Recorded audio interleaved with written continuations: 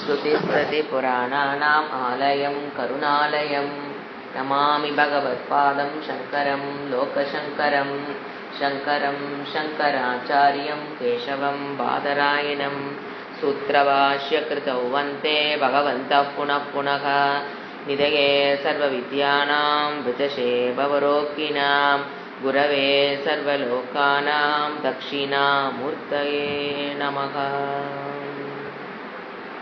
ஓம் சகனா பவது சகனௌ புனக்து சக வீர்யங்கரவாவகை தேஜஸ்வினாவதீதமஸ்து மா வித்விஷாவகை. ஓம் சாந்தி சாந்தி சாந்தி. பகவத்கீதையினுடைய 11வது அத்தியாயம். 11வது அத்தியாயத்துக்கு போறதுக்கு முன்னாடி நம்ம 10வது அத்தியாயத்தில் சொல்லப்பட்ட விஷயங்கள் ஆடியோ அப்படின்னா 11வது அத்தியாயம் வீடியோ. அதனால் 11வது அத்தியாயத்தில் போகிறதுக்கு முன்னால் 10வதுல விபூதி யோகம் அதனுடைய வீடியோ கிளாஸ் தான் 11வது அத்தியாயமே. அது எப்படிங்கிறது நான் சொல்கிறேன். அதனால் 10வது அத்தியாயத்தில் அவர் விபூதினா என்ன, தன்னுடைய பெருமைகளை நான் அனைத்துமாக இருக்கிறேன் என்ற கருத்தை, உபாதான காரணமாக இருப்பதால் நான் உலகமாக நான் இருக்கிறேன் அப்படிங்கிற கருத்தை தான் அவர் முதல் 1, 2, 3 ஸ்லோகத்தில் பகவான் ஆரம்பிக்கிறாரு. இது இது அதிசூக்ஷமான ஒரு கருத்து. ஏன்னா நம்ம பார்க்கும்போது எல்லாம் வெவ்வேறையாக தான் தெரியும். இறைவனாக உன் கண்ணுக்கு தெரிய போவது கிடையாது. ஆனால் நான் தான் உலகமாக இருக்கிறேன். அப்போ என்னுடைய சொரூபத்தை தேவதைகள் கூட அறிந்து கொள்வது கடினம். நான் தான் உலகத்திற்கு ஆதி அப்படிங்கிற ஞானம், ஞான பிரயோஜனம் இதையெல்லாம் சொல்றார். அடுத்தது 4லிருந்து 7 வரைக்கும் விபூதியினுடைய சுருக்கத்தை சொல்றார். உலகமே வியாபகம், நான் உலகம் ஃபுல்லாக வியாபகம். உலகம் ஃபுல்லாக வியாபகம் பண்ணியிருக்கேன் அப்படின்னா ஆந்தர பாக்கியம் ரெண்டையும் நான் தான். ஆந்தரனா மனதில் ஏற்படுகிற எண்ணங்கள், மனதில் வருகிற குணங்கள் எல்லாமே. ஆந்தரனா உள் சூக்ஷமான இடமும் நான் தான். ஸ்தூலமான ரிஷிகள், மனுக்கள், இந்த மாதிரி விஷயங்களும் நான் தான். நான் தான் உலகமாக இருக்கிறேன் போது சூக்ஷமான உலகம், ஸ்தூலமான உலகம் ரெண்டும் நான் தான். சூக்ஷமான எது? சூக்ஷமான சரீரங்கள், சக்தி, இந்திரிய சக்தி, சூக்ஷ்ம சரீரங்கள் எல்லாமே நான் தான் அப்படிங்கிறத அவர் 4லிருந்து 7 வரைக்கும் சொன்னார். அப்புறம் 8லிருந்து 11 வரைக்கும் இந்த விபூதி யோகம் எதுக்கு அப்படின்னா, படிக்கும்போது அது நமக்கு ஆத்ம ஞானத்தை பெறுவதற்குண்டான இது ஒரு சாதனமாக விபூதி யோகத்தில் திளைத்திருத்தல், அதை அறிந்து கொள்ளுதல் என்பது. ஃபர்ஸ்ட் என்ன பண்ணுவோம், உலகம் எப்படி பார்த்துருப்போம், இறைவனிடமிருந்து வந்தது இந்த உலகம். அப்புறம் கொஞ்சம் கொஞ்சமா என்ன புரியும், இந்த உலகம் என்பது இறைவன் உலகமாக இருக்கிறார். அதுக்கு அடுத்தது என்னது, நான் இறைவனாக இருக்கிறேன் அப்படிங்கிற அந்த ஆத்ம ஞானத்தை பெறுவதற்குண்டான வழியாக விபூதி யோகம் அமைந்திருக்கிறது என்று 11வது ஸ்லோகம் வரைக்கும் சொன்னார். 12லிருந்து 18 வரைக்கும் என்ன சொன்னார் பார்த்தீங்கன்னா, அர்ஜுனன் தான் பேசுறாரு. அர்ஜுனுடைய எக்ஸ்பிளனேஷன் வருது. அதாவது நான் ஸ்ரத்தையோடு இருக்கேன், உங்களை பற்றி விபூதி யோகத்தை பற்றி நான் தெரிஞ்சுக்கணும்னு நான் ஆசைப்படுறேன். எனக்கு நீங்கள் ஆல்ரெடி எதில் சொல்லிட்டீங்க, 7வது அத்தியாயத்தில் 9வது அத்தியாயத்தில் சொல்லிட்டீங்க பகவானே. ஆனாலும் எனக்கு இதை கொஞ்சம் உங்கள் வாயில் கேட்கணும்னு எனக்கு கொஞ்சம் ஆசையாக இருக்குது. அதனால விபூதி யோகத்தை எனக்கு சொல்லுங்க அப்படின்னு அர்ஜுனன் கேள்வி கேட்டுருவான் 18 வரைக்கும். அதுக்கப்புறம் தான் 19லிருந்து 38 வரைக்கும் என்ன பார்த்தோம், நான் எதுவாக இருக்கிறேன். அதை எப்படி சொன்னாலும் ஒரு குதிரைகள் அப்படின்னு சொல்லி, குதிரைகள் அனைத்தும் நானாக இருக்கிறேன்னு ஒரு சொல்லலை. குதிரைகளில் ஒரு சிறப்பான குதிரையை சொல்லி அந்த குதிரையாக நான் இருக்கிறேன் போது நம்ம என்ன புரிஞ்சுக்கணும், சிறப்பான குதிரையும் அவரு தான், மற்ற குதிரைகளும் அவரு தான் அப்படிங்கிற மாதிரி. மாதம் எல்லா மாதம் அவரு தான், ஆனால் மார்கழியாக நான் இருக்கிறேன், மாதங்களில் சிறந்தது. இந்த மாதிரி ஒரு சிறப்பான கருத்தை கூறி அதற்குள் அடங்கிய எல்லாவற்றையும் இறைவனாக புரிந்து கொள்ளுங்கிற அந்த மெத்தடில் அவர் நமக்கு டீச் பண்ணார். அடுத்தது 39லிருந்து 42 வரைக்கும் பகவான் முடிவரை கூடுறார். என்ன சொன்னாரு, நான் என்னுடைய விபூதியை சொல்லி மாளாது, விபூதியை சொல்றாது, எல்லா விபூதியும் சொல்ல ஆரம்பிச்சேன்னா பகவத்கீதைக்கு இடம் கொள்ளாது. பகவத்கீதைன்னு என்ன ஆயிரும், ஃபுல்லா விபூதியா போயிடும். அதனால நான் இதோட நிறுத்திக்கிறேன் அப்படின்னு சொல்லிட்டு அவர் விபூதியை, இறைவனோட மகிமையை, இது உலகத்தை என்ன சொல்றாரு, நான் 2 ரூபமாக இருக்கிறேன். எனக்குள்ள நான் சொன்ன இந்த விபூதி யோகங்கிறது என்னுடைய ஒரு அம்சம்தான். இறைவன் என்ன சொல்றாரு, இந்த உலகமாக நான் இருக்கிறேன் என்பது என்னுடைய ஒரு அம்சம். சகுண பிரம்மம். என்னுடைய முக்கியமான அம்சம் என்ன? நிர்குண பிரம்ம தத்துவம் அப்படிங்கிற அப்படி நைஸா சொல்லிட்டு அதுதான் முக்கியம். ஆனா அதை அடைவதற்கு சகுண பிரம்ம தியானம், விபூதி யோக படித்தல் அவசியம். ஆனா இது என்னுடைய ஒரு அம்சம் தான். என்னுடைய இன்னொரு அம்சம் நிர்குண பிரம்ம தத்துவம். இதெல்லாம் என்னது?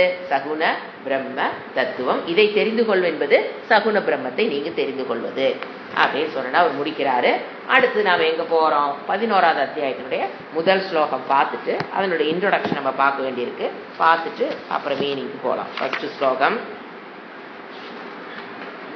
அர்ஜுன உவாச மதனுக்ரகாய பரமம் குஹ்யமத்யாத்ம சங்கிதம் யத்வ யோக்தம் வச்சஸ்தேன மோகோயம் விகதோ மம. இதுக்கு ஒரு இந்த ஸ்லோகத்தோட மீனிங் போறதுக்கு முன்னால இந்த அத்தியாயம் விஸ்வ ரூப தர்ஷன யோகம். யோகம்னா இந்த இடத்துல தலைப்பு. இதுக்கு பேர் என்ன? விபூதி யோகம் பார்த்தோம். இப்ப என்ன பார்க்கிறோம்? ரெண்டுக்குள்ள ரிலேஷன் சொன்னேன். விபூதிங்கிறது ஆடியோல சொல்லிட்டு இருக்கிறது. இப்ப என்ன பண்றாரு அவரு? வீடியோல காமிக்கிறாரு. விஸ்வ ரூப தர்ஷனம். இப்ப விஸ்வம்னா என்ன? உலகம் எடுத்துக்கலாம் ஒரு அர்த்தம், சர்வம்னு எடுத்துக்கலாம், எல்லாம். ரெண்டு மீனிங் வரும் விஸ்வம். அப்ப பார்க்கும் இங்க அனைத்தும் திருஷ்யம், நம்ம பார்க்கிற அனைத்தும் ஈஸ்வனுடைய ரூபம். நம்ம பார்க்கிற அனைத்தும் ஈஸ்வருடைய ரூபம். அதாவது விஸ்வமே ஈஸ்வருடைய சொரூபம், உலகமே ஈஸ்வரனாக இருக்கிறது. விஸ்வரூப தர்ஷனம். முதல்ல என்ன சொன்னாரு? விபூதி, அவருடைய மகிமையை சொல்லி உலகத்தை ஒன்னொன்னா நான் இருக்கிறேன் அப்படின்னு சொன்னார். இப்ப என்ன சொல்றாரு? இது உலகமே நானாக இருக்கிறேன். அப்போ இது எப்படி, இந்த அமைப்பு எப்படி அமைஞ்சிருக்கு இந்த சாப்டர் பாத்தீங்கன்னா, ஃபர்ஸ்ட் அர்ஜுனன் எனக்கு விஸ்வரூப தர்சனத்தை காமிங்க, உங்களை நான் பார்க்கணும்னு கேட்க, பகவான் ஓகே நீ டக்குன்னுலாம் பார்க்க முடியாது, உனக்கு ஒரு திவ்ய சக்ஷு கொடுக்குறேன், நீ அதை வச்சு நீ பாருன்னு சொல்ல. அப்புறம் அர்ஜுனன் பார்க்க பார்த்தீங்கன்னா அந்த வர்ணனை வரும். நான் என்னென்ன பார்த்தேன் அப்படிங்கிறத வீடியோவில் என்னென்ன பார்த்தேன் அப்படிங்கிறத அர்ஜுனன் விளக்குவான். அப்புறம் சஞ்சயன் விளக்குவார், ஏன்னா அவரு பார்த்துட்டு இருக்கிறாரு விஸ்வரூப தரிசனத்தை, அவரும் விளக்குவாரு. அப்புறம் அதை பார்த்ததுக்கு அப்புறம் அர்ஜுனுடைய மனநிலை. இப்படிதான் அந்த அத்தியாயத்தினுடைய அமைப்பு. கேட்பாரு கிருஷ்ணன், அர்ஜுனன் கேட்பாரு, கிருஷ்ணன் சக்ஷுவை கொடுத்து அந்த விஸ்வரூப தர்சனம் பார்க்கறதுக்கான ஸ்பெஷல் ஐ. இப்ப நம்மளுடைய விசாரம் விஸ்வரூப தர்சனம் அப்படின்னா என்ன, இந்த கான்செப்டை நாம இப்ப புரிஞ்சுக்க ட்ரை பண்றோம். எப்படி சக்ஷுனா என்ன? அப்ப நமக்கெல்லாம் இறைவன் கொடுக்க மாட்டாரா கண்ணு?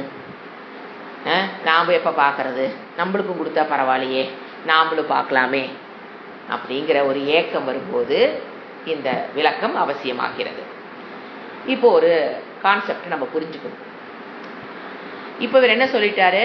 உலகத்தை இறைவனாக பார்த்தல். அதுதான் உலக தர்ஷனத்தை, உலகத்தை இறைவனாக பார்த்தல் தான் விஷன். அது ஒரு விஷன் தானே, பார்வை தர்ஷனம். உலகத்தை நீங்க இறைவனாக பார்க்கணும்னா மெடிடேஷன் பண்ணியெல்லாம் பார்க்க முடியாது. என்ன பண்ணணும்? மனதுக்குள்ள ஒரு ஆட்டிடியூட் தேவை. ஸோ உலகத்தை இறைவனாக நீங்க பார்க்கணும்னா அதுக்கு என்ன தேவை? ஒரு ஆட்டிடியூட், மனதில் ஒரு பாவனை, அறிவு ஆச்சுங்களா? அதன் மூலியமாகத்தான் நம்ம என்ன பண்ண முடியும்? இறைவனை நாம் இப்ப நம்ம உபாதான காரணத்துவா அந்த ஞானத்தை பெற்று என்ன பண்றோம்? இறைவனை ஒரு விஷனுக்கு என்ன தேவைப்படுது? ஆட்டிடியூட். சரி, ஓகே. அந்த ஆட்டிடியூட் வருவதற்கு என்ன தேவை? அதுதான் நம்ம பார்க்கிறோம். அந்த ஆட்டிடியூட் தான் சக்ஷு, அந்த கண்ணு. அந்த கண்ணு இருந்தா தான் எதை பார்க்க போறீங்க? உலக தர்சன, உலகத்தை இறைவனாக பார்த்தல் அப்படிங்கிறதுக்கு ஆட்டிடியூடுங்கிறது இப்ப என்ன வேணும் சொல்றேன்? ஒரு சக்ஷு. இப்ப அதை பெறுவதற்கு என்ன பண்ணணும் அப்படின்னா, இந்த அத்தியாயத்துல அவர் என்ன பண்றாரு அப்படின்னா, அந்த ஆட்டிடியூட பெறுவதற்கு அவர் இன்னொரு விஷனை கொடுக்கிறார். எப்படி? ஒரு விஷன் உலகத்தை இறைவனாக பார்த்தல், அதுக்கு அந்த விஷனுக்கு என்ன தேவை? ஒரு ஆட்டிடியூட், ஒரு ஞானத்துடன் கூடிய ஒரு ஆட்டிடியூட் வேணும். அந்த ஆட்டிடியூட் வருவதற்கு இவர் என்ன பண்றாரு? இறைவன் இன்னொரு விஸ்வரூப மாடலை காமிக்கிறார். அதுதான் இந்த அத்தியாயமே. இது நான் ஒரு எக்ஸாம்பிள் சொன்னா ஈஸியா புரிஞ்சிடும். இதுதான் மெயின் கான்செப்ட். இதை விளக்காம நம்ம எக்ஸாம்பிள போக முடியாது. அத்தியாயத்தோட நோக்கம் என்னன்னு பாத்தீங்கன்னா, நமக்கு உலகத்தை இறைவனாக பார்த்தல் என்றால் மனதிற்கு ஒரு ஆட்டிடியூட், அறிவு மூலியமாக ஒண்ணு வேணும். சக்ஷுன்னு பேர், அதுக்கு பேர் கண்ணு. ஒரு கண்ணு வச்சிருந்தா தான் நீங்க அதை பார்க்க முடியும். அப்போ அந்த ஆட்டிடியூட் வரணும்னா என்ன வேணும்? இன்னொரு பார்வை தேவை. இறைவனை பற்றி இன்னும், அதாவது விஸ்வரூப மாடல் எப்படி வேணா எடுத்துக்கலாம். அது இருந்தா தான் நமக்கு அந்த ஆட்டிடியூடே வர. ஏன்னா ஆட்டிடியூட் வரக்கு இப்ப என்ன வேணும்னு நான் கேட்கறேன். தர்ஷனத்துக்கு ஆட்டிடியூட் வேணும்னு தெரிஞ்சிருச்சு. அந்த ஆட்டிடியூட் வருவதற்கு இறைவன் இங்க எப்படி என்ன டெக்னிக் யூஸ் பண்றாரு? மாடலை காமிச்சு, தன்னுடைய மாடலை காமித்து, விஸ்வரூப மாடலை காமித்து அந்த ஆட்டிடியூட கொண்டு வந்து அதுக்கப்புறம் ஒரிஜினல் விஸ்வரூப தர்ஷனத்தை நம்ம பார்க்கறோம். இங்க இருப்பது அனைத்தும் இறைவனை தவிர்த்து வேற இல்லை. இதெல்லாம் நடந்தா தான். இப்போ இதுக்கு ஒரு எக்ஸாம்பிள் சொல்றேன். இப்போ நீங்க வந்து இதுக்கு எப்படி இந்த இந்த டெக்னாலஜியில தான் நம்ம பல விஷயங்களை நம்ம செஞ்சுட்டு இருப்போம். இப்போ வேண்டாம். இப்போ வந்து உங்களுக்குள்ள ஒரு கோபப்படாத, இல்ல ஒரு என்ன சொல்றது, விருப்பு வெறுப்பு அற்ற மனநிலை, அது வந்தா தான் யூஸ்வலா சொல்லுவார் அவரு. இறைவன் சொல்றதே வந்து அது அந்த சக்ஷும்பர். மனதில் விருப்பு வெறுப்பு அற்ற நிலை வரும்போது உன்னுடைய மனம் கண்ணாக இருந்து செயல்படுகிறது. ஏன்னா இப்ப கண் வந்து உங்களுக்கு வந்து இது நல்லது, இது கெட்டது, இது என்னது, இது அவங்களது, இதெல்லாம் காமிக்கிறது இல்லை. அப்போ மனம் என்பது ஒரு கண்ணாக நமக்கு செயல்படுகிறது. இப்ப வெறும் கண்ணில் பாத்தீங்கன்னா இது இது அது உலகத்தில் இருக்கிற வந்து இது வேறு, இது வேற, இது என்னது, இது எனக்கு பிடிக்குது, எனக்கு பிடிக்கல அப்படிங்கறத யாரு தான் பாக்குறது? மனம். ஆக்சுவலா மனம் என்பது இன்னொரு கண். கண் வெறும் இந்த கண்ணு வந்து ரெண்டு பொருள், ரெண்டு வீடு இருக்குன்னு வச்சுக்கலாம். இந்த கண்ணு வந்து இந்த வீடு அந்த வீடு ரெண்டையும் காமிச்சிரும். அது ஏன் வீடுன்னு சொல்றதாரு? மனம். சோ இவர் என்ன சொல்றாரு? மனதில் ராக துவேஷங்களில் இருந்து விடுபடுகிற மனம்தான் திவ்ய சக்ஷு. சக்ஷு நடுவில் நிக்குது, ஆட்டிடியூடு. நீ உலகத்தை இறைவனாக பார்க்க வேண்டும் என்றால் இவர் என்ன சொல்றாரு? உனக்கு என்ன ஆட்டிடியூட் வேணும்? ராக துவேஷத்தில் இருந்து விடுபட்ட மனமாக இருந்ததுன்னா உனக்கு என்ன கிடைக்கும்? ஓகே, இதுல உலகத்தை நம்ம இறைவனாக பார்க்கலாம். இந்த ராகத்வேஷத்திலிருந்து நீ விடுபடணும்னா அதுக்கு பின்னால ஒரு ஆள் தேவை. யாரு? அந்த ராகத்வேஷத்திலிருந்து விடுபட்ட, நீங்க என்னதான் புஸ்தகத்துல படிச்சாலும் அது பிராக்டிக்கல் செஷனாக வாழ்ந்து கொண்டிருக்கிற ஒரு ஆள் தேவை. அவரை பார்த்தா தான் அத குருங்கிற வருது சாஸ்திரத்தை. அதுதான் குரு. அவரு ராகத்வேஷத்திலிருந்து விடுபட்டு அவர் மாடல்னு வச்சுக்கலாமே. அவர் தான் மாடல். எதுக்கு? ராகத்வேஷத்திலிருந்து விடுபடுறதுக்கு அவர் என்னவா இருக்கிறாரு? ஒரு மாடல். அந்த மாடல் மூலியமாக பார்த்து படிக்கும் போது உங்களுக்குள்ள என்ன வருது? ராகத்வேஷத்திலிருந்து விடுபட்ட மனம் வருது, ஆட்டிடியூட். இப்ப 3 பாயிண்ட் ஞாபகம் வச்சுக்கணும். விஸ்வரூப தர்ஷனத்துக்கு, ஆட்டிடியூடுக்கு, இன்னொரு விஷன். இதுதான் லாஜிக்கே. இப்ப அதை நான் வந்து டெரைவ் பண்ணிட்டு வரேன். இப்ப எக்ஸாம்பிள் நான் என்ன எடுத்தேன்? உங்களுக்கு நீங்க இறைவனை, உலகத்தையே நீங்க இறைவனாக பார்க்கணும்னாலும் மனதில் என்ன இருந்து விடுபடணும்? நீங்க ராகத்வேஷத்திலிருந்து விடுபடுறது ஆட்டிடியூட் ஆஃப் மைண்ட். அதை பெறுவதற்கு புஸ்தகத்துல படிச்சு நம்ம என்ன முடியாது? ராகத்வேஷத்தை விடுபடவே முடியாது. அப்ப அங்க மாடல் இஸ் நீடட். ஒரு தர்ஷனம், அங்கேயும் ஒரு குருவை பாக்குறீங்கன்னா என்னது? அது என்னதான்? ஒரு விஷன்.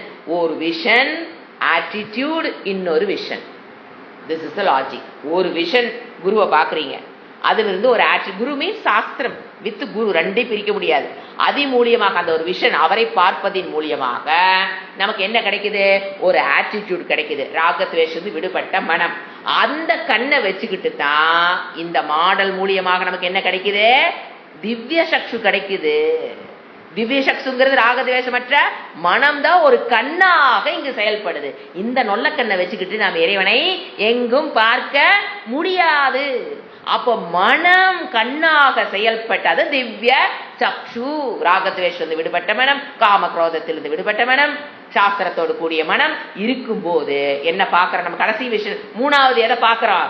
ஈஷாவாஸ்யம் அல்லது உலகம், இறைவன் உலகமாக இருக்கிறார் அப்படிங்கிற பார்வை.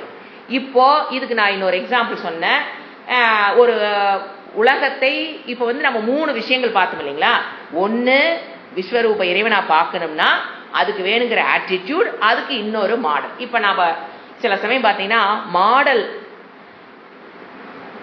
தான்.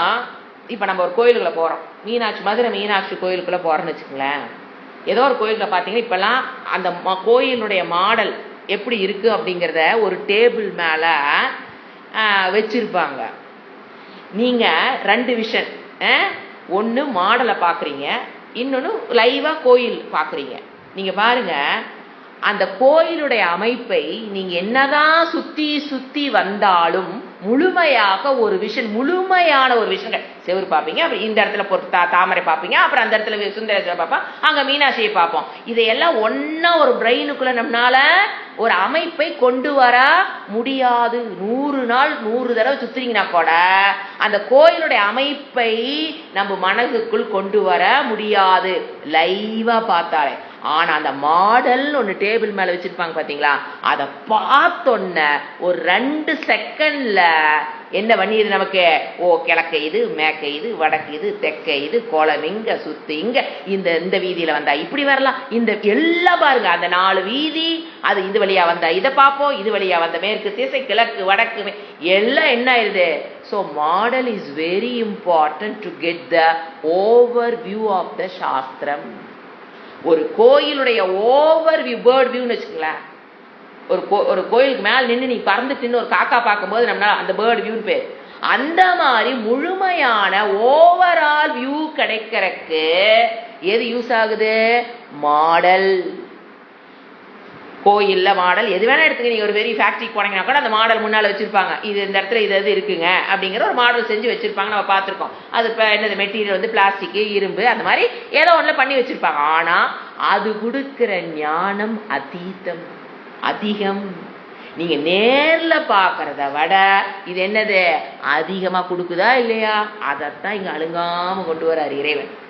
என்னன்னா விஸ்வரூப தர்சனத்தை யாரு காமிக்கிறாரு? இப்ப தர்ஷன் என்ன, சக்ஷுன்னு என்ன, அந்த மனதை கொடுக்கிறாரு. கண்ணெல்லாம் இப்படி இந்த நண்டை நோண்டிட்டு இன்னொரு கண்ணு கொடுக்கறது இல்ல, இந்த கண்ணுக்கு மேல இன்னொரு கண்ணு ஒட்ட வைக்கிறது, அப்படிதான் நினைக்க கூடாது. அந்த மனதை கொடுக்கிறார். அவருடைய அவதார சக்தியின் மூலியமாக அர்ஜுனனுக்கு எதை கொடுக்கிறாரு? மனதில் ஒரு மாற்றத்தை கொண்டு. என்ன மனம் அர்ஜுனுக்கு இப்ப கிடைக்குது? சஞ்சயனுக்கு என்ன கிடைக்குது? ராகத்வேஷமற்ற ஒரு மனதை கொடுக்கிறார். இதுக்கு பேர் தாங்க திவ்ய சக்ஷு. ஏன்னா சொசைட்டில அது எப்படி அவங்களுக்கு மண்ண என்ன கண்ணு, அது என்ன கண்ணு, அது எப்படி அந்த கண்ணு இந்த கண்ணு என்னாச்சு, அந்த கண்ணை கொண்டு எங்க வைக்கிறது? ஐயா ஐயா ஐயா, அப்படி அல்ல, தவறான புரிதல். மனதில் ஒரு மாற்றத்தை, என்ன மாற்றம்? ராக. ஏன் நம்ம வெவ்வேறா பாக்குறோம் ஒரு உலகத்துல? இது இன்னும் 2 பையன் நிக்கிறான், ஒண்ணு என் பையன் பாக்குறேன், இன்னொரு பையன் பாக்குறேன். ஏன் பாக்குறேன்? என் மனதில் இருக்கிற ராகம் துவேஷம், ராகத்து மூலியமா அது என் பையன் நடக்குது. சோ அந்த மாதிரி மனதில் அவர் என்ன கொடுக்கிறாரு? கொஞ்ச நேரத்துக்கு தான் கொடுக்கிறாரு. முழுசா அர்ஜுனா நீ வாழ்ற முடிஞ்ச வரைக்கும் இந்த மனசை வச்சுக்கலாம் கொடுக்கல. ஏன்? அதை நீங்க முயற்சி பண்ணி அந்த மனதை பெற வேண்டும் Arjuna. It's life time project. நான் சித்த நேரத்துக்கு நான் கொடுக்குறேன் அந்த மனதை. சுவிட்ச் ஆஃப் பண்ண அந்த புதுமையான ஒரு மனதை என்ஜாய் பண்ணிக்கோ சித்த நேரத்துக்கு. அப்புறம் என்ன பண்ணிடணும்? நீ பழைய குருடி கதை தண்ணி போயிட்டாவுன்னா நீ மறுபடியும் போராடிதான் கர்மயோகம் பண்ணி சமதாவாதி ஷட்க சம்பத்தி எல்லாம் பெற்று குருமுகேன சாஸ்திரத்தை படிச்சுதான் பெறணும். இது கொஞ்சம் டெம்பரரியா கொடுக்கிறார். இப்ப ஏன் டெம்பரரியா கொடுக்கிறாருன்னு தெரிஞ்சுதுங்களா? அவர் இந்த மாடலை யூஸ் பண்ணி தன்னுடைய விஸ்வரூப தர்ஷனங்கிறது இப்ப இந்த இடத்துல மாடல், ஒரு கோயிலுடைய மாடல் எப்படி ஒரு ஓவர்வியூக்கு பயன்படுதோ அதை போல் இறைவன் தன்னுடைய ரூபத்தை, இந்த உலகத்தை, தன்னை விஸ்வரூபமாக அர்ஜுனனுக்கு காமிக்கிறாருங்கிறது இட் இஸ் அ மாடல். சகுண பிரம்ம model. It is not there குண பிரம்மம். அவன் பார்த்துட்டாங்கிறக்காக அவன் ஞானியாக முடியாது. அர்ஜுனனும் சஞ்சயனும் அந்த விஸ்வரூப தர்சனத்தை பார்த்துட்டாங்கிறக்காக அவங்க ஞானியாயிர முடியுமாங்க? இல்ல நாமள பார்க்கலிங்கிறக்காக ஞானியாக முடியாதாங்க? மோட்சம் பெற முடியாதா? சொசைட்டில தவறான எண்ணம் இருக்கிறதுக்காகத்தான் இதை தவறான இந்த அத்தியாயத்தையே தவறா. இப்ப நீங்க பாருங்க, இந்த ஒரு விஷனோட நீங்க அத்தியாயத்துக்குள்ள போனீங்கன்னா எல்லாம் கரெக்டா புரியும். எது? இறைவன் தன்னுடைய மாடலை, உலகமாக இருக்கிற மாடலை ஏன் காமிக்கிறாரு? To get the attitude.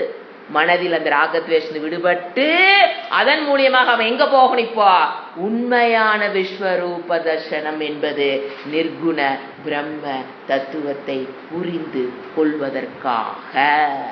விபூதி யோகமா இருந்தாலும் சரி, விஸ்வரூப தர்சனமா இருந்தாலும் சரி, அது தாத்பரியம், முழுமையான தாத்பரியம் அது அல்ல. அதை யூஸ் பண்ணி மாடலா யூஸ் பண்ற, அதை வேர்டு யூஸ் பண்ணிட்டே இருக்க, model. It is a model.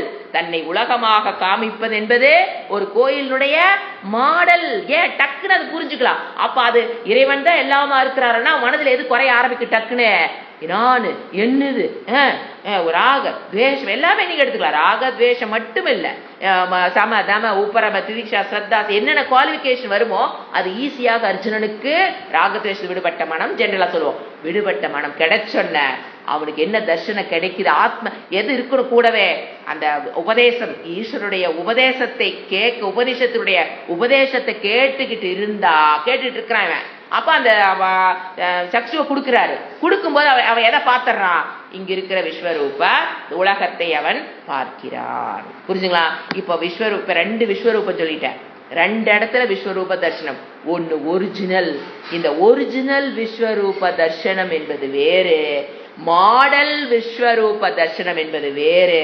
ரெண்டுக்கு நடுவில் ஆட்டிடியூட் இஸ் வெரி இம்பார்ட்டன்ட்.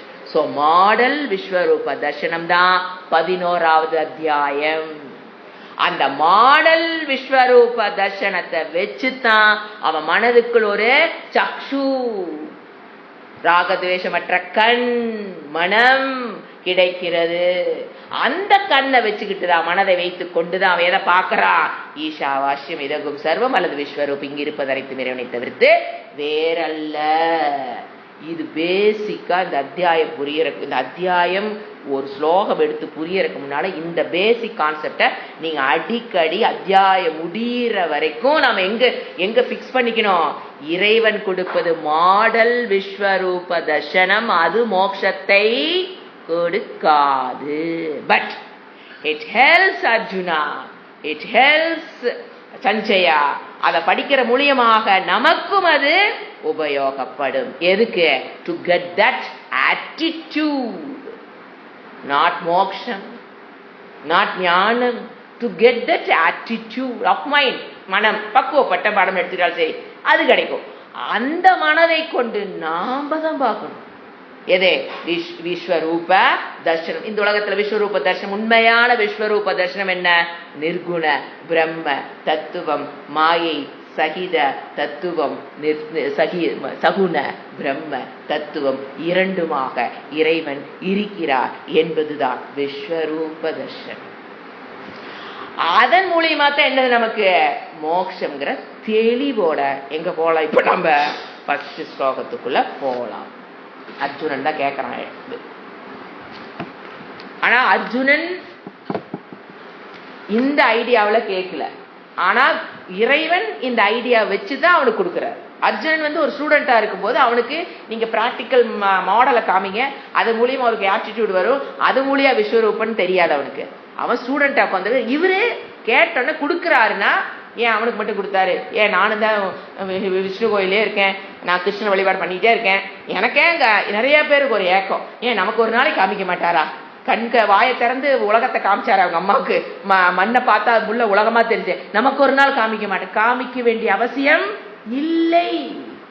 நமக்கு அந்த மனம் ராகத்வேஷிலிருந்து விடுபட்ட மனதை பெற்றோம், குவாலிபிகேஷன் கிடைச்சா விஸ்வரூப தர்சனம். அது கண்ணுல இப்படி பாக்குறதுல, மாடல் விஸ்வரூபம் இந்த கண்ணுல பாக்குறது, ஒரிஜினல் விஸ்வரூபம்ங்கிறது அறிவில பாக்குறது. there is lot of difference. Arjuna உவாச்ச. ஃபர்ஸ்ட் வேர்டு மதனுகிரகாய. நீ ஃபர்ஸ்ட் ஸ்லோகத்துல பாத்தீங்கன்னா இவன் என்ன தெரியுங்களா பண்றான்? நைசா அர்ஜுனன் 1வது அத்தியாயத்திலிருந்து 6வது அத்தியாயத்து வரைக்கும் அவர் என்ன நடத்தினாரு? எந்த பதம் மறந்துடக்கூடாது. எந்த பதத்தை விளக்குனாரு? தத்தா துவம்மா அசியா துவம். ஆக்சுவலா தத்து துவம் அசிதான். ஆனா அவர் எடுத்தோன்னா எதை எடுத்துக்கிறாரு? 6 அத்தியாயத்துக்கு துவம் பத விளக்கம், ஜீவாத்மா விளக்கத்தை எடுக்கிறார். இது அத்தனையும் அந்த 6 அத்தியாயத்தினுடைய சாரத்தை கொடுக்கிறார் பாருங்க. மதனுகிரகாய, எனக்கு எழுதிக்க, எனக்கு அனுகிரகம் செய்யும் பொருட்டு. மத்து அனுகிரகாய, எனக்கு அனுகிரகம் செய்யும் பொருட்டு. அர்ஜுனனுக்கு என்ன அனுகிரகம்? என்னை கோயிலுக்கு போய் நிக்கிறீங்க, எனக்கு அனுகிரகம் பண்ணுங்க சுவாமியே, இறைவா எனக்கு அனுகிரகம் பண்ணு கேட்கறமா இல்லையா? இறைவா போர் இல்லாம இந்த உலகத்தை உண்டு பண்ணு, அனுகிரகம் பண்ணு. அப்போ அர்ஜுனுக்கு அங்க என்ன அனுகிரகம்? என்னை அனுகிரகின் பொருட்டு அந்த இடத்துல அர்ஜுன் நீட்ஸ் வாட்? அனுகிரகம். சோக மோகத்திலிருந்து விடுபடணும் தான் அவன பிரச்சனை.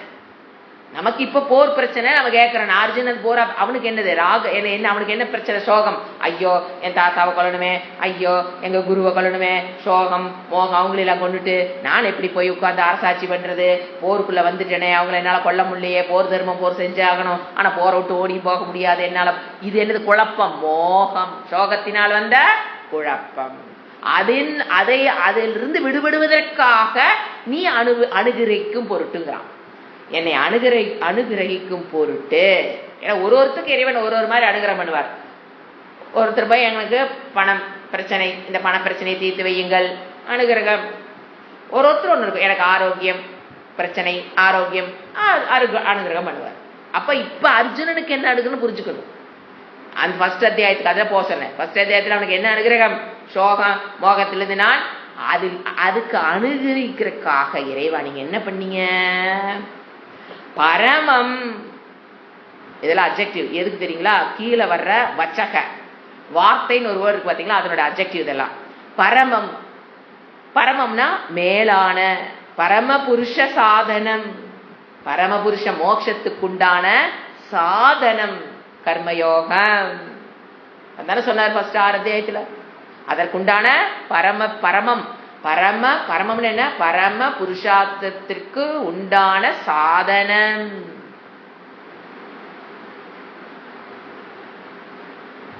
அட்ஜெக்டிவ் ஒண்ணு. ரெண்டாவது அப்படிப்பட்ட வச்சனங்கள். அடுத்தது குஹ்யம்.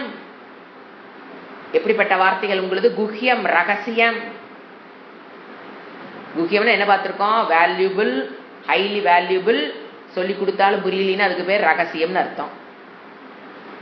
அல்லது ஸ்ரத்தை இல்லாதவர்களுக்கு புரியாது, யோக்கியதா அம்சம் இல்லாதவர்களுக்கு புரியாது, அதனால அதுக்கு என்ன சொல்றோம்? ரகசியம். வேதம் குவாலிபிகேஷன் இல்லாதவங்களுக்கு புரிய போவதில்லை, ஸ்ரத்தை இல்லாதவர்களுக்கு சுத்தமா புரிய போவதில்லை. அப்ப அதனால என்னவாவே இருக்குது? அது ஸ்ரத்தை இல்லாதவர்களுக்கு அது ரகசியம், யோக்கியதா அம்சம் இல்லாதவர்களுக்கு அது ரகசியம். அப்படிப்பட்ட ரகசியம், குஹ்யம், ரகசியமான சீக்ரெட்டான விஷயத்த என்னது? அது பரமமானது, குஹ்யமானது. எது? அத்தியாத்ம சம்ஹிதம். அத்தியாத்மம் என்று பெயருடைய, சக்தினா பெயருடைய, அத்தியாத்மம் ஆத்மா என்று பெயரை உடைய. அத்தியாத்மங்கிறது என்ன சொல்லனாங்க? ஆத்ம அனாத்ம விவேகம்னு அர்த்தம். ஏன்னா ஆத்மான சரி, உடம்பு அத்தியாத்மம், ஆத்ம அனாத்மா. ஆத்மான என்ன? அழியாத ஒரு விஷயம் இருக்குதுன்னு சொன்னீங்க. அனாத்மாங்கிறது அழியிற விஷயம்னு சொல்லி கொடுத்தீங்க. 1 to 6 வரைக்கும் என்ன சொல்லி கொடுத்தாரு? ந ஜாயத்தே மிரியத்தே வா கதாசித் நாயம் பூத்வா ஸ்லோகம் சொல்லி கொடுத்தீங்க. ந ஹந்தி ஹன்யமானே, ந ஹந்தி ந ஹன்யதே ஹன்யமானே. என்ன சொன்னீங்க? ஆத்மாவை கொல்ல முடியாது, அதை ஆத்மா யாரையும் கொல்லாது, யாரையும் கொல்லாது, ஆத்மாவை யாரும் கொல்லவும் முடியாது. ந ஹந்தி ஹன்யமானே ஷரீரே ந ஜாயத்தே மிரியத்தே. அது பிறக்காதது, அது வளராதது, அது இரவாதது, அது நித்தியம் சாஸ்வதம். இதெல்லாம் எங்க சொல்லி கொடுத்தீங்க? 6 அத்தியாயத்துல முச்சூடு சொல்லி கொடுத்துட்டீங்க. இதெல்லாம் எப்படிப்பட்ட விஷயம்? எதுக்கு சொல்லி கொடுத்தீங்க? பரமம், பரம புருஷார்த்த மோட்சத்துக்கு உண்டான சாதனம். அது எல்லாம் எப்படி? குவாலிபிகேஷன் இல்லைனா புரியாது, யோகியத அம்சம் இல்லைனாலும் புரியாது, ஸ்ரத்தை இல்லைனாலும் புரியாது. அப்படிப்பட்ட விஷயத்த என்ன விஷயம்? அத்தியாத்ம சங்கீதம். அத்தியாத்மம் என்று பெயருடைய ஆத்ம அனாத்ம விவேகத்தை எனக்கு அங்கு கொடுத்தீர்கள். என்ன கொடுத்தீங்க? சாந்தோக்கியத்தில் என்னது? ஆத்மான கர்த்தா, ஆத்மான போக்தா, எல்லாம் ஃபர்ஸ்ட் to 6 அத்தியாயத்துல வரைக்கும் பாத்தீங்கன்னா எல்லாமே வந்துருச்சு. ஆத்மா என்பது அகர்த்தா, நாம படிச்சு 4th இப்போ என்ன படித்தோம், அதுக்காக ஜாயின் பண்ணுறேன். ஏன்னா ஃபர்ஸ்ட் 6ங்கும் போது 6வது 4வது அத்தியாயத்தில் 18 என்ன சொல்லி கொடுத்தாரு, கர்மணி அகர்மணிய பஷ்யத்து அகர்மணிய கர்ம பஷ்யத்து அப்படின்னு என்ன, ஆத்மா அகர்த்தா, இந்த மாதிரி விஷயங்கள் எங்க சொல்லி கொடுத்தாலும் அத்தியாத்ம விஷயம் என்று பெயருடைய ஆத்மாவை குறித்ததான அந்த பெயருடைய எது எது இருக்குதோ வச்சக. இந்த வச்சக தான் இந்த இடத்துல வச்சகம்னா வாக்கு. இந்த வாக்கு எந்த வார்த்தையானது உங்க வாயிலிருந்து என்னென்ன வார்த்தை வாச்சுன்னா வாக்கு எப்படிப்பட்ட வார்த்தைகள் வந்தது, பரமம் வச்சக, குஹ்யம் வச்சக, அத்தியாத்ம சம்யம் வச்சக. எப்படிப்பட்ட வார்த்தைகள் நீங்க சொன்னீங்க, கிருஷ்ணா சாப்பிட்டியா, அர்ஜுனா காலையில் என்ன சாப்பிட்ட, இதெல்லாம் நீங்க என்கிட்ட பேசல. ஊருக்கு போகலாமா, அம்பெல்லாம் எடுத்து வச்சியா, எண்ணெய் ஊத்துனியா, அதை பண்ணி, அதெல்லாம் நீங்க பேசல. நீங்க என்ன, ஏன்னா எத்தனை விஷயங்கள் பேசியிருப்பாங்க. அப்ப நீங்க பேசுன இதை மட்டும் அவன் எடுக்கிறான் பொறுக்கி. வச்சக எப்படிப்பட்ட வார்த்தைகள், பரமம் வச்சக, குஹ்யம் வச்சக, அத்தியாத்ம வச்சக. அதை பேசுனீங்க பாத்தீங்களா. எந்த எதுக்கு எல்லாம் இதுல இந்த வச்சகெல்லாம் சொன்னீங்க, மத்து அனுகிரகாய, என்னை சோகத்திலிருந்து மோகத்திலிருந்து விடுபடுவதற்காக நீங்க சொன்ன வார்த்தைகள். நீ சாப்பிட்டையா தூங்கினியான்னு கேட்டதெல்லாம் சோகத்திலே மோகத்திலே விடுவிக்காது, நீங்க அதையும் பேசுறீங்க, அதெல்லாம் விட்டுருங்க. இந்த வார்த்தைகள் சம்ய குறித்து எத்து வச்சக எந்த வார்த்தையானது, துவயா, துவயானா உங்களால், எத்து வச்சக எந்த வார்த்தையானது, துவயா உங்களால், உக்தம் கூறப்பட்டதோ. எப்ப 1 to 6 6 அத்தியாயங்கள் கூறப்பட்டதோ. அதெல்லாம் அப்படி ஷார்ட்டா பண்ணி ஒரே லைன்ல சொல்லிட்டார் அர்ஜுனன். சொல்லிட்டீங்களா, கூறப்பட்டதோ. மதனு கிரகாய பரமம் குஹ்யம் அத்தியாத்ம சம்மிதம். எங்க சொன்னீங்க, தேன அதனால், மம என்னுடைய,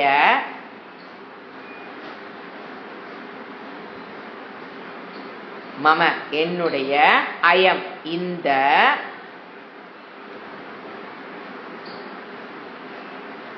மோக குழப்பம், விகதக மோக விகதக மோகம் அதனால அகன்று விட்டது. நீங்க 1லிருந்து 6 வரைக்கும் உபதேசம் பண்ணினதுல எனக்கு இருந்த மோகம் அகன்று விட்டது. ஆனாலும் அப்ப சொன்னாட்டு, ஆனாலும் கொஞ்சம் டவுட் இருக்கு, எனக்கு கொஞ்சம் சொல்லி, என்ன ஒரு பாவனைன்னு பாருங்க. அதெல்லாம் என்னென்ன சொல்லி கொடுத்தீங்க அதெல்லாம் தெரியுது, அது குக்கியம் பரமம் அத்தியாத்ம சமீதம் எல்லாம் தெரியுது. அது எனக்கு மோகத்திலிருந்து விலகிருச்சு. அப்படியே எல்லாம் சொல்லிட்டு அவர் அப்படியே கொஞ்சம் அதாக இருக்கும், இன்னும் கொஞ்சம் அப்படிங்கிறத போட்டு வைக்கிறதுக்கு எவ்வளோ அழகா அப்ரோச் டு பகவான். ஏன்னா பகவான் கிருஷ்ணன் இல்லைங்களா, அதுதான் இந்த ஸ்லோகத்துக்கு அர்த்தம். மோகம் வெகன்று விட்டது. அடுத்த ஸ்லோகம் கண்டினியூ ஆகும்போது என்ன பேசுறாங்கிறது புரியும். எது தர்மம் எது அதர்மம் எல்லாம் புரிஞ்சிருச்சு எனக்கு. எது ஆத்மா எது எது ஞானம் எது அஜ்ஞானம், எது ஆத்மா எது அனாத்மா, எது நித்தியம் எது சாஸ்வதம் எது அநித்தியம் எல்லாமே புரிஞ்சிருச்சு. குணாதீதக ஆத்மாங்கிறது குணத்தை கடந்தது, மனதை கடந்தது, சரீரத்தை கடந்தது, எல்லாமே சொல்லி கொடுத்துட்டீங்க. எல்லாமே எனக்கு அது எனக்கு வந்து அந்த பெனிஃபிட் ஆஃப் த டீச்சிங் சொல்றான். This is very important in குரு சிஷ்ய சம்பாதம். ஒரு சிஷ்யன் என்ன சொல்றாரு, இப்ப அர்ஜுன் என்ன சொல்றாரு, அர்ஜுன் சிஷ்யன் என்ன சொல்றாரு, the growth, the benefit of the study என்ன பண்றாரு அவரு, எனக்கு அதுல இருந்து மோகம் போயிருச்சு. இது compulsory between a Guru and சிஷ்யா. நான் எது புரிஞ்சுது எது புரியலிங்கிறது குருவுக்கு தெரிவிச்சா தான் அவரு அதுல இருந்து விளக்க முடியும். அதான் இந்த இடத்துல ஒரு சைக்காலஜி பாயிண்ட். அதை நம்ம இந்த ஸ்லோகத்திலிருந்து தெரிஞ்சுக்கிறோம். எப்பவுமே நமக்கு எது புரிஞ்சுதோ புரியலையோ குருவிடம் ஓப்பனாக சொன்னா சிஷ்யனுக்கு நல்லது, குருவுக்கு ஒன்றும் கிடையாது. இப்போ நீங்க சொன்னீங்க இதெல்லாம் எனக்கு நல்லா புரிஞ்சிருச்சுன்னு சொல்றது யாருக்கு பலனளிக்க போகுது, அர்ஜுனனுக்கு. அவருக்கு என்ன, அவர் வாட்டுக்கு கொண்டதே கோலம் கண்டதே காட்சிக்கு போயிடுவாரு. ஸோ அர்ஜுனன் பிளான் பண்றான், இதெல்லாம் சொல்லிட்டு அவர் அப்படியே கொஞ்சம் குஷிப்படுத்துறது இல்லை, உண்மையை சொல்றான். எனக்கு மோகமெல்லாம் கொஞ்சம் ஓரளவுக்கு போயிருச்சு, ஆனா அந்த ஒண்ணுக்கு இன்னும் கொஞ்சம் அப்படிங்கிறக்கு அப்படி அழகா சொல்லி அடுத்த ஸ்லோகம் படிக்கும்போது உங்களுக்கு புரிஞ்சு போயிடும். என்ன சொல்றான் பாருங்க, பவாப்யயோகி பூதானாம் ஸ்ருதௌ விஸ்தர சோமயா தத்த கமல பத்ராக்ஷ மாகாத்மியமபி சாவ்யயம். கமல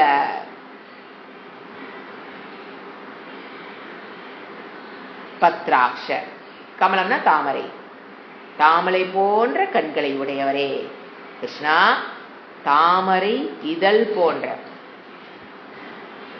பத்ரா தாமரையினுடைய இதழ் போன்ற கண்களை உடையவரே.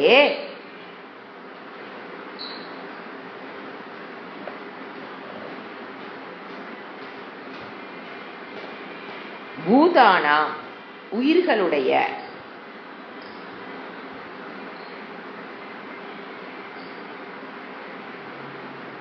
பவ அப்யயோ, பவன உற்பத்தி, பூதாத்து பவ உயிர்களுடைய உற்பத்தி, அப்யயோனா மறைதல், மறைவு, உற்பத்தி மறைவு. இது ரெண்டையும் நீங்க என்ன பண்ணீங்க? மயா என்னால், உயிர்களுடைய உற்பத்தி பத்தியும் சொன்னீங்க, உயிர்களுடைய மறைவை பற்றியும் சொன்னீங்க. எப்படி இந்த உலகம் சிருஷ்டியாச்சு, நாளைக்கு இந்த உலகம் எப்படி லயமாக போகுது, உயிரினங்கள் எப்படி பஞ்சபூதத்திலிருந்து வந்த சரீரங்கள் எப்படி ஆத்ம தத்துவத்தை பிரம்ம தத்துவத்தினால் வெளி ரிஃப்ளெக்ட் ஆகி அந்த பூதங்கள் எல்லாமே சொல்லிட்டீங்க. உன்னிடமிருந்து விரிவாக விஸ்தா மயா என்னால், தொத்தக உன்னிடமிருந்து, மயான என்னால், அர்ஜுன சொல்றான் என்னால், தொத்தக உங்களிடமிருந்து, விஸ்தரசக விரிவாக கூறினீர்கள். விஸ்வஸ்தரனா விரிவாக, ஹி ஸ்ருதவ் கேட்கப்பட்டன, ஹி ஸ்ருதவ் உண்மையில் கேட்கப்பட்டது, விரிவாக. எதை பத்தி? இந்த உயிரினங்கள் எவ்வாறு தோன்றுகிறது, எவ்வாறு மறைகிறது. ஃபர்ஸ்ட் என்ன, இதெல்லாம் எங்க வந்தது? தத்பத விளக்கம். அதாவது ஃபர்ஸ்ட் 6 அத்தியாயத்துல ஆத்மா அனாத்மா விவேகம், ஆத்மா அழியாதது, சரீரம் அழியக்கூடியது, இந்த மாதிரி 9 விளக்கத்தை கொடுத்தீங்க. அதுக்கப்புறம் இப்போ உலகம் எவ்வாறு தோன்றுது மறைதல்ங்கிற என்ன பத விளக்கம்? யார் உலகத்தை படைக்கிறது? ஈஸ்வர தத்பத விளக்கம்.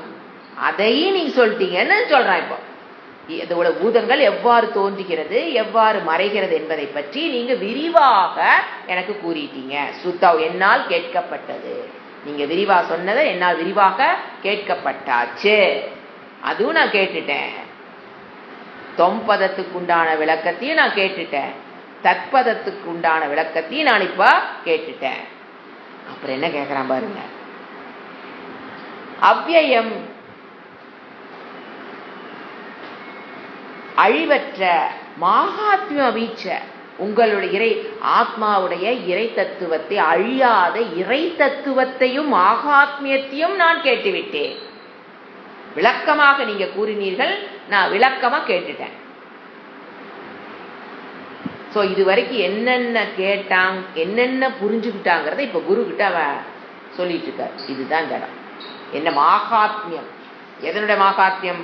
அழிவற்ற மகாத்மியம், அழிவற்ற எல்லா ஜீவராசியுடைய மனதிலும் வெளிப்பட்டு கொண்டிருக்கிற அந்த ஓசி கான்சியஸ்னஸ், அதையும் மகத்துவத்தையும் கூட. இது இன்கம்ப்ளீட். அடுத்தது படிக்கும்போது அது கம்ப்ளீட் ஆகும். ஏன்னா என்னென்ன படித்தேன், அடுத்து படிக்கிறேன். ஏவமேதத் யதாதத்வம் ஆத்மானம் பரமேஸ்வர திரஷ்டுமிச்சாமி தே ரூப ஐஸ்வர்யம் ரூபம் ஐஸ்வரம் புருஷோத்தம. பரமேஸ்வரா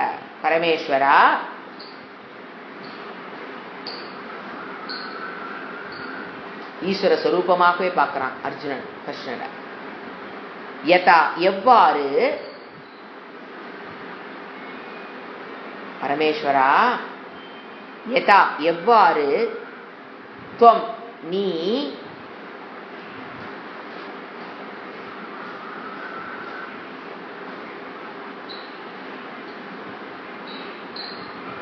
ஆத்மானம் உன்னை,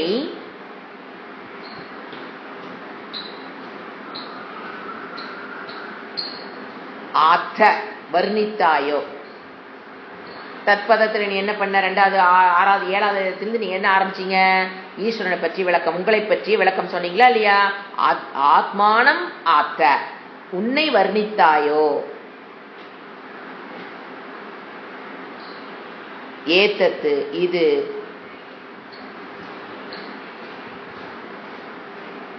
ஏத்தத்து இது, ஏவம் அவ்வாறே. எங்க இருக்குது ஏத்தத்து? ஏவம் எடுத்தோன்னா ஆரம்பிக்கிறதே ஏவம் தான் ஆரம்பிக்குது. ஏவம் ஏத்தத்து அந்த வேர்டு தான் பிரிச்சு சொல்றேன். ஏத்தத்து இது, ஏவம் அவ்வாறே இருந்தாலோ. இப்பதான் முடிக்கிறான். ஃபர்ஸ்ட் 6 அத்தியாயத்துல தொம்பதத்தை விளக்குனீங்க. அதுக்கப்புறம் இந்த சிருஷ்டி எப்படி ஆச்சு, இந்த ஜீவராசிகள் எப்படி உங்களிடம் உருவாச்சு, அதை பத்தி எல்லாம் விளக்குனீங்க. புருஷோத்தமா அதையும் சொல்லிட்டீங்க.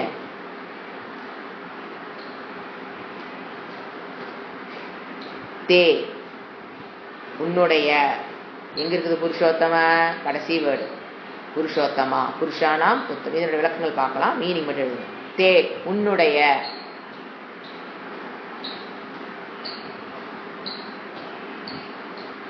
செகண்ட் லைன்ல செகண்ட் வேர்டு தே உன்னுடைய ஐஸ்வரம் ரூபம், ஈஸ்வர ரூபத்தை கேட்கிறான். அப்பதான் ஈஸ்வரா ஈஸ்வர ரூபம் திரஷ்டும் இச்சாமி, பார்ப்பதற்கு ஆசைப்படுகிறேன். ஈஸ்வரம் ஐஸ்வரம், ஐஸ்வரம் ரூபம், ஈஸ்வரம் ஐஸ்வரம் ரூபம், ஈஸ்வர ஸ்வரூபத்தை திரஷ்டும் காண்பதற்கு இச்சாமி ஆசைப்படுகிறேன், விரும்புகிறேன்.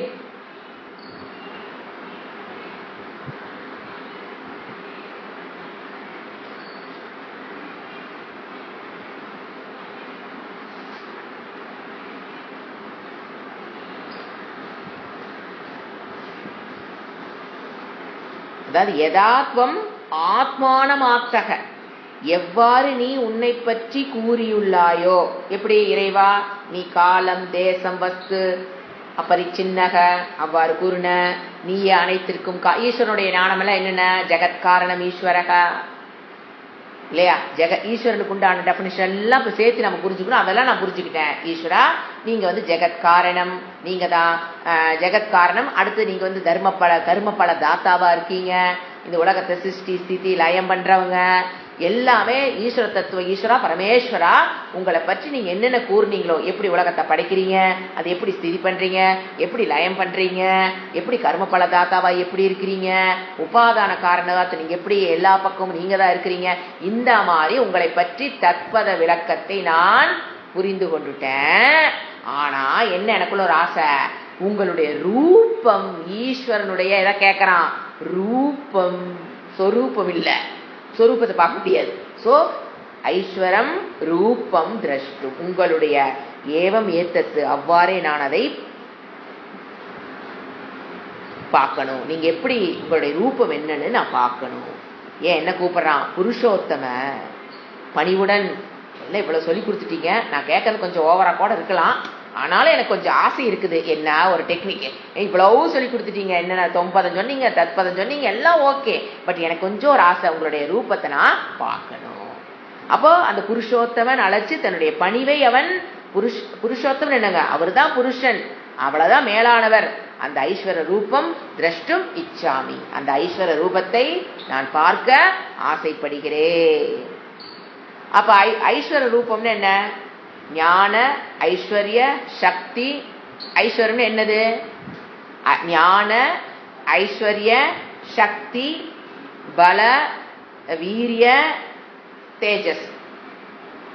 தேஜஸ் ஸ்ரீ, ஸ்ரீ சம்பன்னக, அதாவது ஞானம் ஆளும் தன்மை, தமிழ்ல சொன்ன சக்தி பலம் படைக்கும் தன்மை, Sri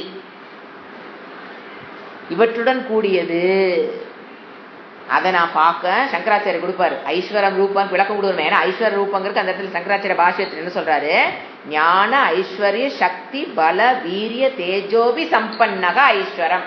definition for the word ஐஸ்வரம் இஸ் ஈக்குவல் டு சங்கராச்சாரிய கொடுக்கிறது ஞான ஐஸ்வர்ய சக்தி பல வீரிய தேஜோபி சம்பன்னகர கூடியவர். இவற்றுடன் கூடிய, அதாவது தமிழ்ல சொன்னா ஞானம் ஆளும் தன்மை, சக்தி பலம் படைக்கும் தன்மை, பிரகாசிக்கும் தன்மை, இவற்றுடன் கூடியதுன்னு அந்த இடத்துல சங்கராச்சாரியார் விளக்கம். பகங்க இருக்குல்ல, இந்த இடத்துல ஐஸ்வரம்ங்கிற வேர்டுக்கு சங்கராச்சாரியர் கொடுக்கிற விளக்கம். பகவான் என்பதற்கு இதுவும் சம்பிரதாயத்தில் தொண்டு தொட்டு கூறப்படும் ஒரு விளக்கம். இறைவனுக்கு நாம் இப்படியும் கூறுவோம். இவ்வாறு என்ன பண்ணிட்டாரு, ஈஸ்வருடைய ரூபத்தை நான் காண விரும்புகிறேன் என்று அர்ஜுனன் இதை கேட்டன்ன சரியான சந்தர்ப்பம் என்று அர்ஜுனன் நைஸா, இது கரெக்டான சந்தர்ப்பம், நம்ம கரெக்டா கேட்டுட்டோம், அது முறைப்படி இதெல்லாம் கத்துக்கிட்டீங்க, சொல்லி கொடுத்தீங்க, எனக்கு இதெல்லாம் நல்லா புரிஞ்சிருச்சு அப்படின்னு தான் கரெக்டா சரியான சந்தர்ப்பத்தில் சரியான கேள்வியை கேட்டுவிட்டோம் அப்படிங்கிற ஒரு மகிழ்ச்சியுடன் என்ன இருக்கான், அவனோட வேண்டுகோளை பகவான் பூர்த்தி செய்வாரா மாட்டாரான்னு ஒரு டவுட் உள்ள ஓடுது அவனுக்கு. இதெல்லாம் சொல்லிட்டு பர்ஃபெக்டா கேட்டுட்டோம், நம்மளுடைய ஆசையை இறைவன், இதெல்லாம் சப்ஜெக்ட் மேட்டரே இல்லடா டே, உனக்கு நான் ஆத்ம ஞானத்தை சொல்லிட்டு இருந்தா நீ வந்து என்னோட ரூபத்தை காமி நீ சொல்லிட்டு இருக்கிறியான்னு சப்ஜெக்ட் விட்டு out of subject, out of நீ தேவையில்லாத விஷயத்தை நீ கேட்கிறாயோ அப்படிங்கிறது நம்மளை கழட்டி விட்டுருவாரோ அப்படின்னு ஒரு சந்தேகம் வருது. வேண்டுகோளை பகவான் பூர்த்தி செய்வாரோ மாட்டாரோ என்ற சந்தேகம் அவனுக்கு உள்ளதுனாலதான் திருப்பி இன்னொரு ஸ்லோகத்தை சொல்றான். அதுதான் அடுத்த ஸ்லோகம். மன்யசே யதி தச்சக்யம் மயா திரஷ்டுமிதி பிரபோ யோகேஸ்வர ததோ மேத்வம் தர்ஷயாத்ம நமவ்யயம். இதோட வேர்டு பை வேர்டு மீனிங் எழுதிங்க, விளக்கத்தை அடுத்த கிளாஸ்ல பார்க்கலாம். பிரபோ இப்ப என்ன, ஏன் மறுபடியும் பேசுறான், எல்லாம் சரி கரெக்டா கேட்டுட்டோம், அவருக்கு இது சொல்லாம விட்டுருவாரோ அப்படிங்கிற சந்தேகத்தில் வந்த ஸ்லோகம். பிரபோ பிரபுவே, தத்து அதை, எதை, ஐஸ்வர்யம் ரூபம், ஈஸ்வர ரூபம், ஐஸ்வரம் ரூபம், அதை மயா என்னால், என்ன சொல்றான் பாருங்க, என்னால் திரஷ்டும் சக்கியம், என்னால காண முடியும், நீங்க காமதை மட்டும் காமிங்க நான் பாத்துக்கிறேன் அப்படிங்கிற இல்லைங்களா, அது என்னால காண, என்னால காண இயலாது நினைச்சுக்காதீங்க, நீங்க காமிங்க, என்னால காண முடியும், சக்கியம் திரஷ்டும் சக்கியம் இதி மன்யசே, நீங்கள் கருதினால், நீங்க காமிச்சா அதை என்னால பார்க்க முடியும்னு நீங்க நினைச்சீங்கன்னா, யோகேஸ்வரா யோகங்களுக்கெல்லாம் தலைவனே, ஈஸ்வரா யோகங்களுக்கெல்லாம் தலைவனே, யோகேஸ்வரா ததக அங்க காரணத்தினால்,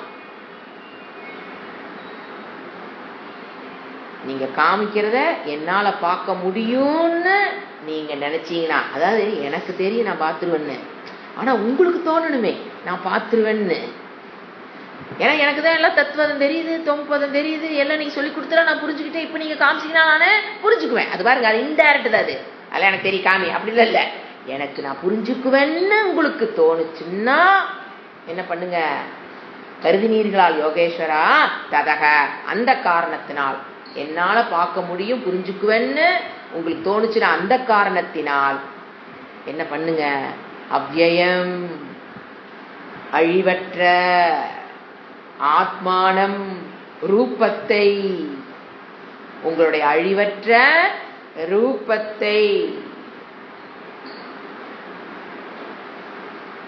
மே எனக்கு,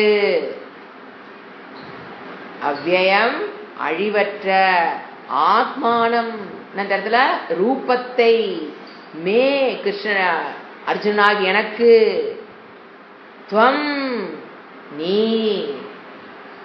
தர்ஷய காட்டுங்க. ஏன்னா காட்டுறதும் காட்டாது உங்க இஷ்டம்தான் அப்படிங்கிற மாதிரி விட்டுறான், கம்பல் பண்ணி அவர்கிட்ட கேட்க முடியாது, அதனால காட்டுறதும் காட்டாது உங்க இஷ்டம், ஆனா எப்ப என்னால நீங்க காட்டுறத பார்க்க முடியும்னு நீங்க கருதினீர்கள் என்றால், அதுக்கு இவ்வளவு பின்னால பேக்ரவுண்டு, நீங்க 6 அத்தியாயத்தில் சொன்னதையும் நான் புரிஞ்சுக்கிட்டேன், இது வரைக்கும் தத்பதத்தையும் நான் சொல்லிக்கிட்டேன், அப்ப இப்ப காமிக்க போறதையும் புரிஞ்சுக்குவேங்கிறத அப்படியே அதோட நிறுத்திட்டு அதுக்கெல்லாம் இதெல்லாம் புரிஞ்சுக்கிட்டதுனால உங்களுக்கு உங்களுக்கு காட்டணும்னு தோணுச்சுன்னா, காட்டினா நான் புரிஞ்சுக்குவேன்னு உங்களுக்கு தோணுச்சுன்னா நீங்க அதை என்ன சொல்றான், இல்லைன்னா நான் கேட்பது அதிகம்னு உங்களுக்கு தோணுச்சுன்னா விட்டுருங்க. பண்ணாட்டா நான் பண்றதுல பண்ணாட் பண்ணிக்கிற மாதிரி தோணுச்சுன்னா விட்டுருங்க. அதுதான் இந்த அப்ரோச் டுவோர்ட்ஸ் குருங்கிறது மார்வலஸ்.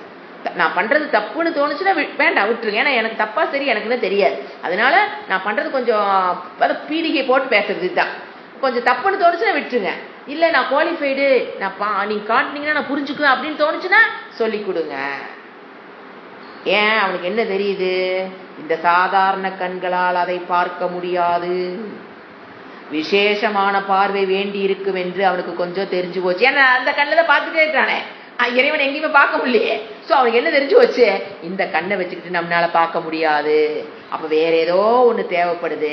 அதுக்குத்தான் இத்தனை பீடிகை போடுறான். 3 ஸ்லோகமா உட்கார்ந்து ஏன் பீடிகை போடுறான், இந்த கண்ணில தெரிய போறது கிடையாது. ஏன்னா பிறந்ததுல இருந்து இன்ன வரைக்கும் பார்த்துட்டேன். இப்போ உபதேசம் 10 அத்தியாயம் முடிஞ்சு போச்சு. இப்போ பாக்குறேன் எனக்கு எல்லாம் பீஷ்மர் தான் வேறையா தான் தெரியுறாரு. அந்த பக்கம் தேரா தான் தெரியுது, குதிரை தான் தெரியுது, கிருஷ்ணா தெரியுறாரு, தேரா தான் தெரியுது. ஸோ அவனுக்கு கன்ஃபார்ம் பண்ணிட்டான், இந்த கண்ணை வச்சுக்கிட்டு நம்ம ஒன்றும் பண்ண முடியாது. அதனாலதான் பீடி போட்டு பிரபு அப்படின்னு என்ன தெரியுங்களா அர்த்தம், பிரபுன்னு ஒரு வேர்டு பாருங்க, அந்த கூப்பிடுற வேர்ட்லாம் சொல்ற பாருங்க, பிரபு அப்படின்னு என்ன தெரியுங்களா அர்த்தம், எல்லாத்தையும் தூக்கி கொடு, யார் என்ன கேட்டாலும் கொடுப்பீங்களே, அப்ப நான் இதை கேட்கிறேன், பிரபு அனைத்தையும் அளிப்பவரே. அப்புறம் யோகேஸ்வர, யோகிகளுக்கெல்லாம் என்னது தலைவனே, சன்னியாசிகள் அதாவது மோட்சத்தை அடைந்தவரே. யோகனாம் ஈஸ்வரன் என்னங்க, யோகத்துல உச்சம், மோட்சம் தானே ஹையஸ்ட். அந்த யோகத்தை ஞானத்தை அடைந்தவரே, மோட்சத்தை அடைந்தவரே. யோகிகள் சித்தர்கள் எல்லாத்துக்கும் நீங்க என்னது, தியான யோகியா இருக்கலாம், அஷ்டாங்க யோகியா இருக்கலாம், எல்லா யோகிகளுக்கும் நீங்க தலைவர்னா அந்த ஞான யோகியேன்னு அர்த்தம். ஏன்னா எல்லா யோகிக்கு தலைவர் யாருங்க, ஞான யோகி. அப்ப என்ன சொல்றான் இறைவன் என்ன சொல்றான், நீ யாரு, ஞான யோகி, நீ ஞான நிஷ்டையில் இருப்பவர்ங்கிறது எனக்கு நல்லா புரிஞ்சு போச்சு.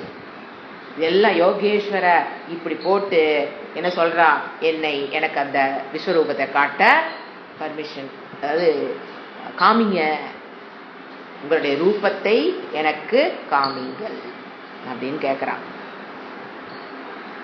அதான் நான் முதலே சொல்லிட்டேன், விபூதி யோகம்ங்கிறது ஆடியோ. இப்ப நம்ம பாக்குறது, இப்ப அவன் கேட்கறது கண்ணுல கேட்கறான் வீடியோ. இதோட விளக்கத்தை நம்ம இப்ப உடனே இவ்வளவு கேட்டதுக்கு அப்புறம் பகவான் சரி கொஞ்ச நேரம் கம்முடு நான் சொல்றேன்ட்டு இவர் என்ன ஆரம்பிச்சிடாரு, ஸ்ரீ பகவான் உவாச்ச பஷ்யமே பார்த்த ரூபாணி சதசோத்த சகசக நானா விதானி திவ்யானி நானா வர்ணாகிருதீனி ச. இப்ப நாம அர்ஜுன் கேட்ட கேள்விக்கு பகவான் பதில் சொல்ல ஆரம்பிக்கிறார். இதுல 5வது ஸ்லோகத்திலிருந்து அவர் விஸ்வரூப தர்சனத்தை பத்தின விளக்கங்கள் கொடுக்கிறாரு. நம்ம அடுத்த கிளாஸ்ல பார்க்கலாம். ஓம் சாந்தி சாந்தி சாந்தி. ஹரி ஓம். ஸ்ரீ குருப்யோ நமஹ. ஹரி ஓம்.